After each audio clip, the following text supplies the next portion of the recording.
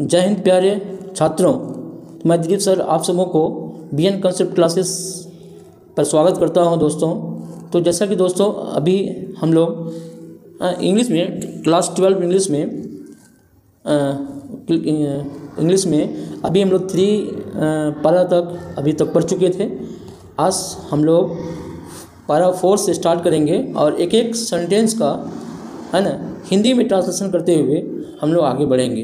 तो ध्यान से देखेंगे, अगर आप मिस करेंगे तो आप सीख नहीं पाएंगे, है ना। तो बच्चों देखो क्या है, कहता है कि if this definition be correct, अगर यह परिभाषा सही है। कहता है if this definition be correct, अगर यह परिभाषा सही है, देन इंडिया, तब भारत को as so many writers have shown, जैसा कि अनेक लेखकों ने दिखाया है। एज सो मैनी, जैसा कि अनेक राइटर्स मतलब लेखकों ने, हैव शोन दिखाया है, has nothing to learn from anybody else and this is at it should be. Has nothing to learn from anybody else, किसी से कुछ सीखने की ज़रूरत नहीं है ना।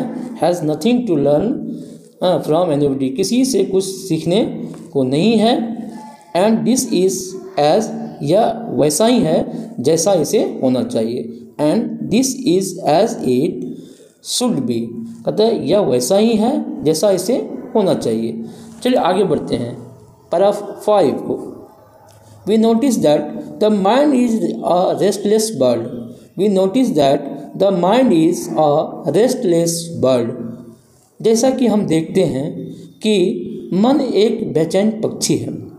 The more it gets the more it wants, यह जितना अधिक पाता है उतना ही अधिक पाना चाहता है। द मोर इट गेट्स, यह जितना अधिक पाता है उतना ही अधिक पाना चाहता है। एंड स्टिल रिमेन्स अनसेटिस्फाइड, और फिर भी असंतुष्ट रहता है। समझ गए दोस्तों। We notice that the mind is a restless bird, the more it gets the more it wants and still remains unsatisfied. हाँ, हम देखते हैं कि मन एक बेचैन पक्षी है, यह जितना अधिक पाता है उतना ही अधिक पाना चाहता है और फिर भी यह असंतुष्ट रहता है। ठीक है, आगे बढ़ें। The more we indulge in our passion, the more we indulge in our passion, the more unbridled they become, जितना अधिक हम वासनाओं विषय वस्तु में लिप्त रहेंगे। इंडल्ज मतलब क्या होता है दोस्तों? लिप्त होना।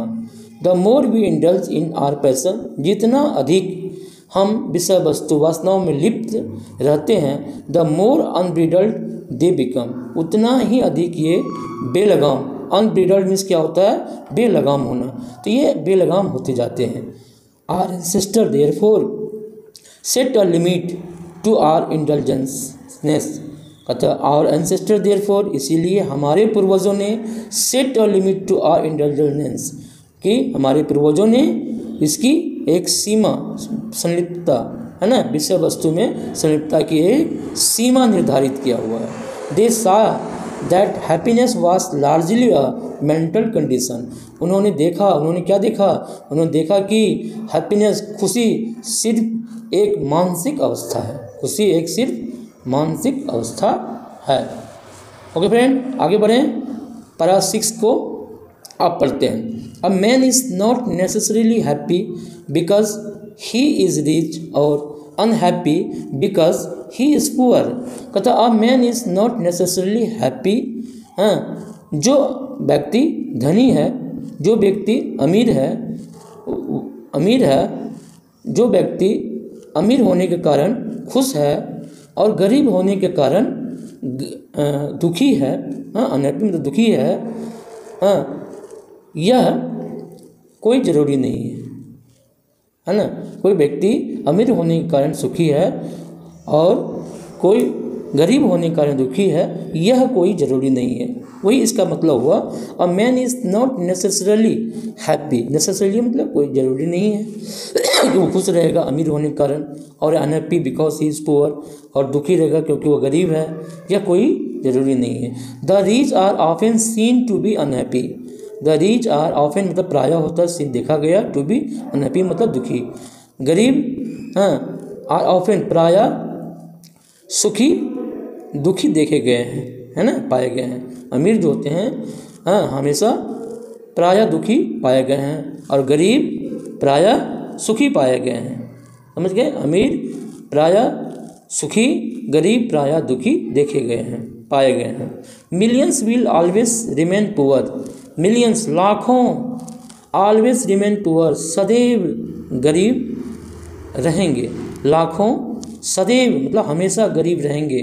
ऑब्जर्विंग ऑल दिस, इन सभी बातों को देखते हुए, our ancestors dissuaded us from luxuries and pleasure, और इन सभी बातों पर ध्यान देते हुए, इन सभी बातों को देखते हुए आर एंसेस्टर हमारे पूर्वजों ने विलासिता की जिंदगी और विषय वस्तु में, है ना, लिप्त होने से हमारे दूर रहने के लिए, है ना, इसीलिए सभी बातों को देखते हुए हमारे पूर्वजों ने विलासिता की जिंदगी और विषय वस्तु में लिप्त रहने से मना किया है, दूर रहने को कहा है। ठीक है दोस्तों, we have managed with the same kind of law as existed thousand of years, हमने आज भी उसी चीज़ को हम लोग ढो रहे हैं, उसी चीज़ को हम लोग अपने घरों में भर के रखे हैं, वही संस्कृति, वही सभ्यता को जो हज़ारों साल पहले था, उसी सभ्यता को, हज़ारों साल पहले वाली सभ्यता को आज भी हम लोग ढो रहे हैं, आज भी हम लोग भर के रखे हुए हैं अपने मनों में, अपने संस्कार में।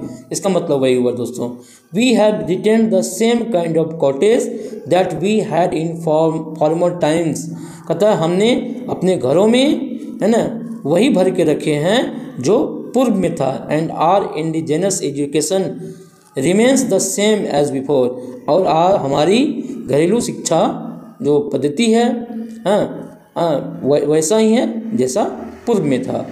ठीक है, इंडिजिनस मतलब घरेलू शिक्षा, इंडिजिनस एजुकेशन घरेलू शिक्षा रिमेन्स रहता है the same as.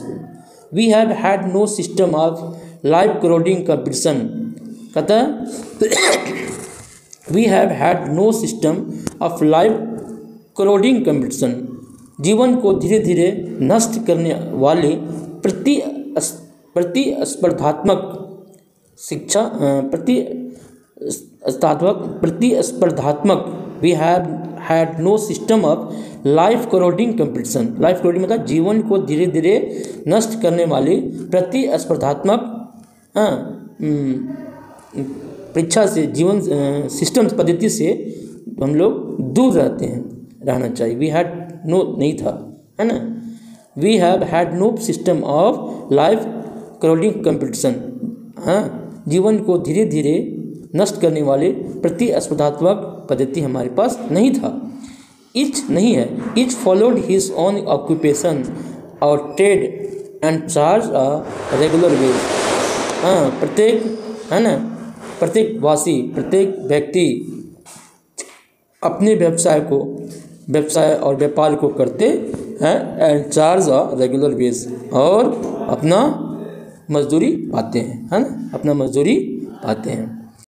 It was not that we did not know how to invent machinery, ऐसा नहीं कि हम मशीनों का आविष्कार करना नहीं जानते थे। इन्वेंट मतलब आविष्कार करना होता है, मशीनरी, मशीनों का आविष्कार करना नहीं जानते थे।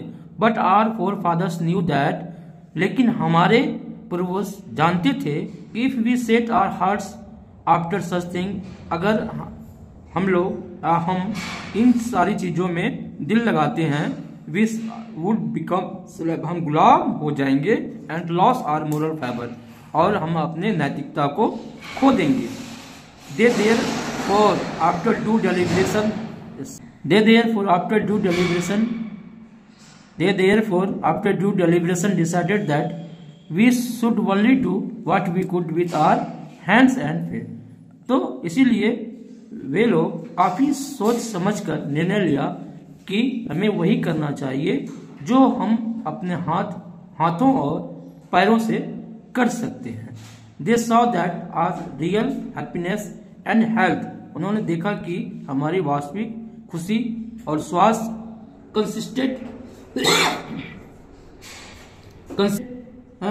कंसिस्टेंट इन अ प्रॉपर, हमारे हाथों और पैरों की उचित प्रॉपर यूज, उचित उपयोग में है ना, कि प्रॉपर उपयोग करते हैं, हाथों से पैरों से उपयोग करके जो काम करते हैं उसमें, उसी में हमारा स्वास्थ्य भी है और वास्तविक खुशी भी है। ठीक है बच्चों, तो दोस्तों तो आज का वीडियो यही क्लोज करते हैं। वीडियो अच्छा लगेगा तो लाइक एंड सब्सक्राइब जरूर करेंगे, अपने दोस्तों को शेयर जरूर करेंगे। Thank you.